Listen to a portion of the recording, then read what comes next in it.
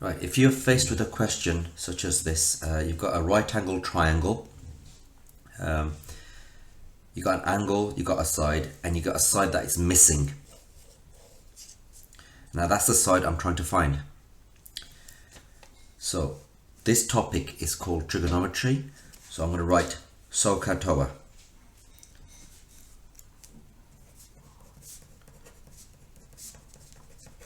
Right, SOHCAHTOA. Just remember that. Now what we need to do is label the sides. The longest side, there's the longest side. The longest side is always opposite the right angle. That's the longest side. The longest side is called hypotenuse. So HYP for short. The side which is opposite the angle we are going to use is called opposite. And there's only one word left, adjacent. So do them in that order. Find the hypotenuse first, then the opposite, and then the adjacent. Now, we need to decide which one of the sides don't we need. Well, we need the hypotenuse because there's a question mark there. That is the side we're trying to find.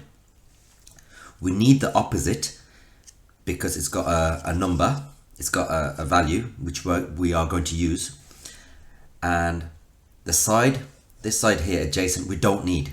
Okay, there's no number here and we are not after this side here at all. So cross it out, we don't need it now. So now you look for one of these triangles which has got the words opposite and hypotenuse. Opposite and hypotenuse.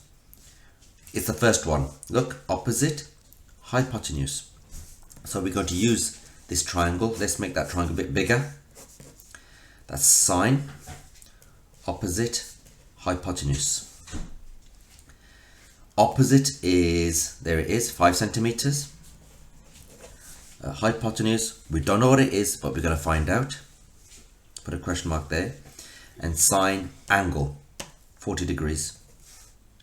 So now we're going to use this triangle to work at hypotenuse. That's a division symbol there. So here we go. To work at hypotenuse,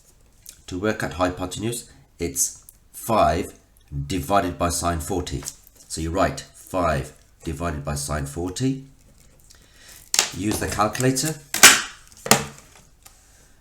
Use the fraction button there. Use that fraction button. Put the 5 on the numerator. Bring the denominator. Bring the cursor down. Put sine 40.